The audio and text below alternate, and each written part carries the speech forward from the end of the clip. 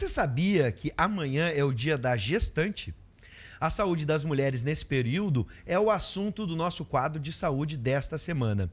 O médico ginecologista e obstetra do Hospital Universitário, Marcelo Matias, está aqui conosco. Boa noite, seja bem-vindo, doutor. E eu já passo a primeira pergunta para quem tem experiência no assunto. Fica com o Fernando Perdigão. Boa noite, doutor. Como é que vai? Tudo bem? Seja bem-vindo. Bem, boa noite aos telespectadores. Doutor, a gravidez é uma fase de muitas mudanças para a mulher. O marido, o companheiro, tem que auxiliar também. As três primeiras, é mito ou é verdade? As três primeiras, o primeiro trimestre, os 3 primeiros meses de gestação são os mais complicados? Na verdade, cada parte da gestação tem a sua característica distinta. Eu costumo dizer que o primeiro trimestre é um trimestre muitas vezes de susto. A pessoa não sabia que estava grávida, ou mesmo quem queria engravidar se assusta com a perspectiva da gravidez e com as mudanças que vêm ao corpo. O segundo trimestre é um período glorioso da gestação, no qual ela aparece com a barriga, todo mundo elogia, sente o bebê mexer, tem várias alterações no corpo que são interessantes para a mulher, inclusive no cotidiano da mulher fica bastante interessante, estaciona mais fácil, assim por diante. E o terceiro trimestre é um período que tem as ansiedades do nascimento. Quer dizer, é uma fase final de preparação e não é só a questão do quarto, é a questão do corpo, é a questão do como vai ser, se vai dar tudo tranquilo.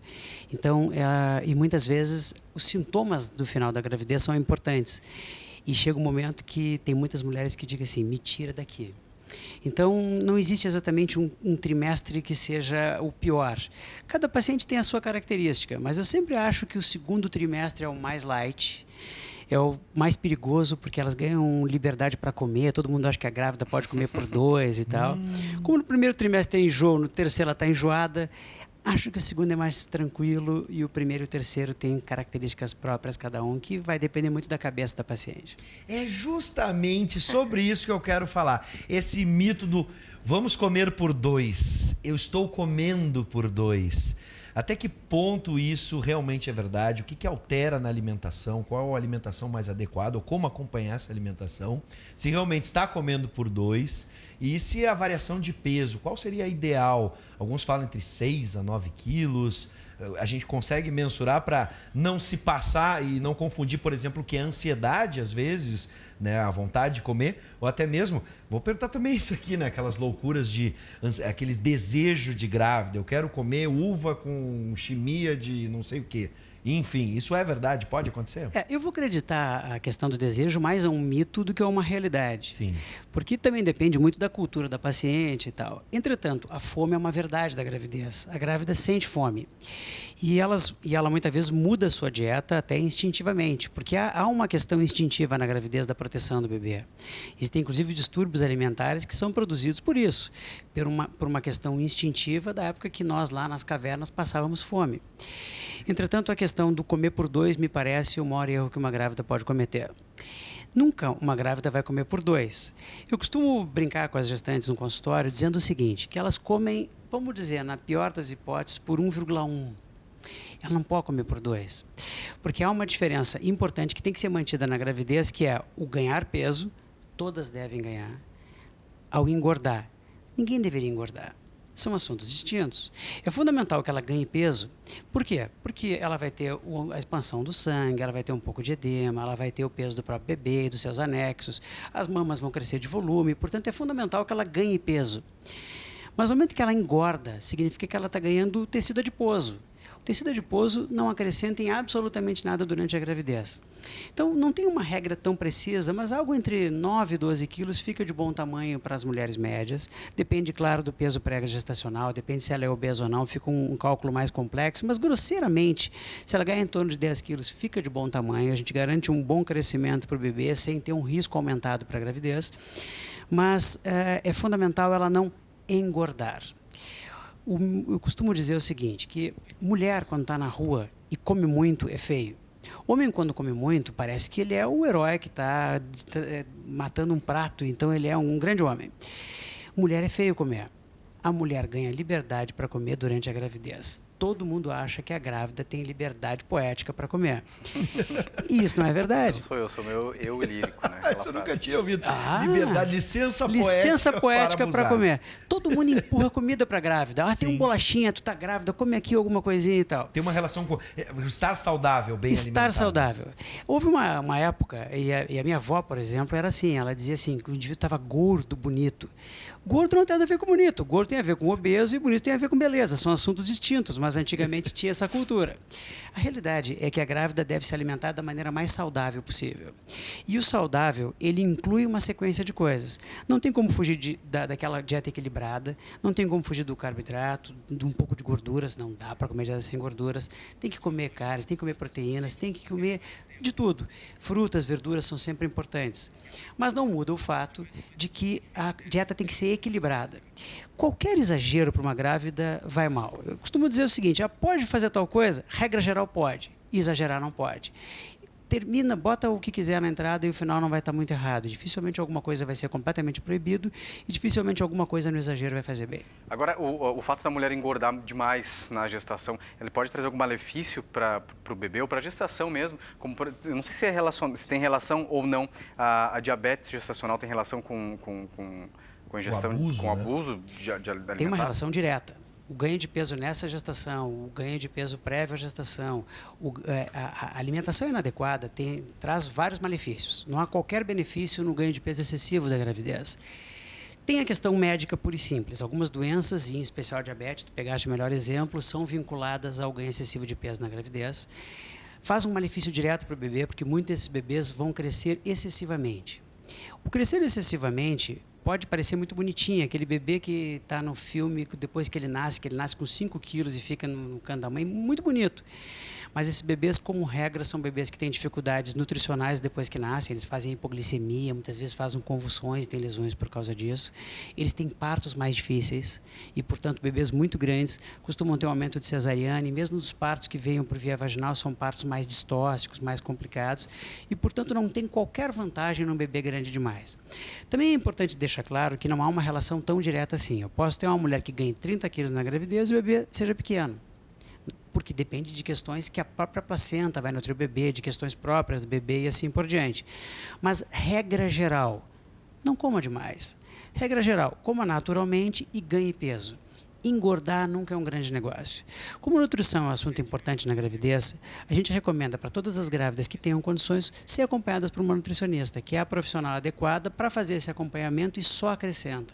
A gente só tem a ganhar quando a gente faz uma abordagem multidisciplinar da gravidez. Agora, com relação ao peso também, mas envolvendo a saúde, os exercícios físicos, antes da gestação, uma mulher extremamente ativa que faz muitos exercícios físicos, ou até aquela que não faz, mas por conta de ficar assustada por estar comendo, por estar com fome, resolve fazer exercícios físicos. Até que ponto eles são saudáveis? Existe um exercício definido para a gestante? Ela deve repensar algumas atividades?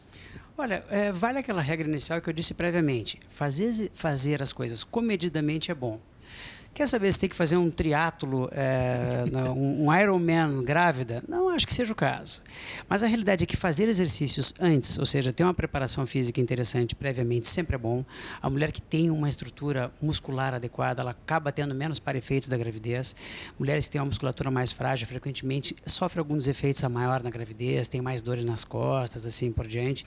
Não vamos deixar de entender que a gravidez provoca uma alteração na postura da mulher, que mulheres que têm uma musculatura melhor têm uma alteração mais tranquila. Mas a execução de exercícios prévios e durante a gravidez, como regra geral, são maravilhosos. Seja porque ela se sente melhor, seja porque ela pode comer um pouquinho a mais e fica bem, seja porque ela prepara a musculatura para o parto, seja porque ela vai se recuperar melhor do nascimento, ou seja, sob todos os aspectos, exercícios dentro de limites moderados são bem-vindos. Entretanto, em algumas poucas situações, não é a regra, mas em algumas poucas situações a gente tem a proibição para os exercícios. Não cabe eu ficar citando todas aqui, mas o certo é assim, que isso cabe ao obstetra dizer, olha, para ti o exercício é proibido. E é bem tranquilo, há uma listagem relativamente curta das coisas que proíbem fazer exercícios, mas o grosso das mulheres são liberadas e se beneficiam com a execução dos mesmos. Agora ainda sobre hábitos, mas não hábitos benéficos, Saudáveis. não hábitos saudáveis, a bebida e o cigarro. As mulheres que são tabagistas ou que consomem bebida alcoólica têm que parar de beber, a gente sabe, durante a gestação. Quais são os riscos dessas duas drogas que hoje são lícitas no Brasil para o parto, para o bebê, para a gestação? Não há qualquer vantagem do consumo de qualquer uma dessas duas drogas na gravidez. Não há qualquer vantagem. Então, se a gente for analisar qual seria a dose segura? 0. O ideal é 0. Sim. O álcool, é claro que há uma verdade que não há uma dose segura, e o álcool é uma droga que claramente produz malformações. Existe uma síndrome fetal alcoólica, que é uma coisa claramente produzida por pacientes alcoolistas durante a gravidez. Ela é rara, é verdade. Entretanto, como ela existe, eu não tenho como dar uma dosagem adequada de álcool para uma grávida. Eu posso dizer que em pequenas doses a possibilidade é pequena, mas eu não tenho bem estabelecido na literatura o que seria considerado seguro. Então eu não proíbo absolutamente, mas eu digo para as grávidas que não devam consumir. Agora, uma tacinha de vinho aqui e lá também não vai produzir grandes efeitos, não é para tudo isso. Mas é fundamental que ela abandone qualquer hábito de bebida diária quando está grávida, porque certamente bem para o bebê não faz e potencialmente faz mal. Com relação ao cigarro, aí cai num problema que ele me parece bem maior do que o álcool. Até porque as pessoas pararem de beber um pouquinho aqui pode ser mais fácil. O cigarro é um hábito diário e há uma relação praticamente direta do número do cigarro com o efeito sobre o bebê. E pior, esse efeito sobre o bebê ele tem no tabagismo direto, no qual a paciente fuma, mas também tem, infelizmente, quando o marido, a pessoa que convive com a paciente também fuma, também há um efeito. Se eu tiver que dizer um efeito o mais simples e o mais grosseiro, eu posso afirmar que bebês de mulheres tabagistas vão nascer, na média, sempre menores do que a própria mulher se não fumasse. Parece bobagem quando eu vou ter um bebê de peso estimado de 4 quilos, ele nasce com 3.800, tá bom. Mas se ele tem um peso estimado de 2.100 e nasce com 1.900, é a diferença entre ir ou não ir para a UTI. Vamos tirar a questão peso. Algumas doenças muito graves, e vamos citar o protótipo delas, que seria o descolamento de placenta, que é uma situação que potencialmente pode matar o bebê e a mãe, ocorrem não exclusivamente, mas ocorrem mais, claramente mais, em pacientes que são tabagistas. Então o cigarro, e vamos extrapolar um pouco mais, que está um pouco fora da tua pergunta, mas também a gente não pode deixar de falar, outras drogas ilícitas, e a gente tem assistido efeitos terríveis, em especial do crack, cocaína e assim por diante. Os bebês já nascem com abstinência, né? O nenê já nasce com abstinência e assim, é uma regra geral, esses bebês nascem extremamente pequenos, muitas vezes prematuros, e muitos deles vão apresentar sequelas a longo prazo. Então, sem querer ser o Caxias, assim, de não pode fazer nada, nesse caso específico, em especial de cigarro ou de qualquer outras drogas, amar a seu filho, amar o seu bebê é não utilizar. Eu também não posso garantir ou exigir que uma mulher que seja tabagista vá largar necessariamente o cigarro por causa disso, mesmo que muitas o façam. O mínimo que a gente tem que pedir para essas mães fazerem é reduzir ao mínimo possível o hábito dela de fumar. Não tem um número mágico, a gente costuma repetir o número 5 como se ele fosse mágico, mas o número ideal é 0. Entre o 0 e qualquer coisa, quanto menor for o número, melhor.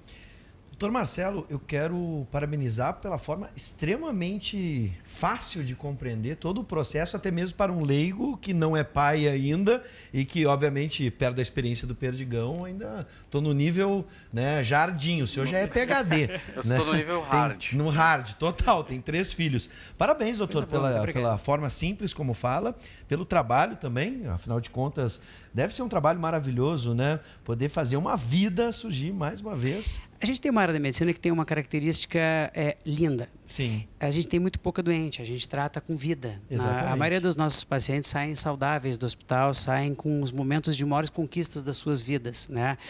Para ti que é pós-graduado sabe do que eu falo, a felicidade sempre é muito grande. É inexplicável. Ao oposto disso, a gente também tem um sofrimento maior na perda. A Sim. gente não está muito preparado para a perda. Claro. Então, quando a gente se compara com outras especialidades, a gente é quem convive dentro dos hospitais com os maiores momentos de felicidade. Sim. Então, são grandes momentos de felicidade e alguns momentos de tragédia. Mas, no cômputo geral, a felicidade é muito maior. Eu imagino, deve ser muito gratificante. Quero Parabéns. agradecer, deixar aqui o espaço, ou melhor, o convite para que volte, porque tínhamos questões questões a respeito, por exemplo, da mulher com a gestação já com mais idade, próxima aos 40 anos. Vou deixar essa questão para uma outra oportunidade. E o convite feito para o Dr. Marcelo Matias, médico ginecologista e obstetra do Hospital Universitário aqui de Canoas. Seja bem-vindo, doutor. Muito obrigado. Eu agradeço muito pela possibilidade. Estamos sempre com as portas abertas. O dia que vocês quiserem nos visitar no hospital, a gente tem um volume grande lá, temos bastante coisa para ensinar para o pessoal em casa. Com certeza. Espero realizar um sonho de visitá-lo já com o meu filho, quem sabe, ou filha, né? Enfim.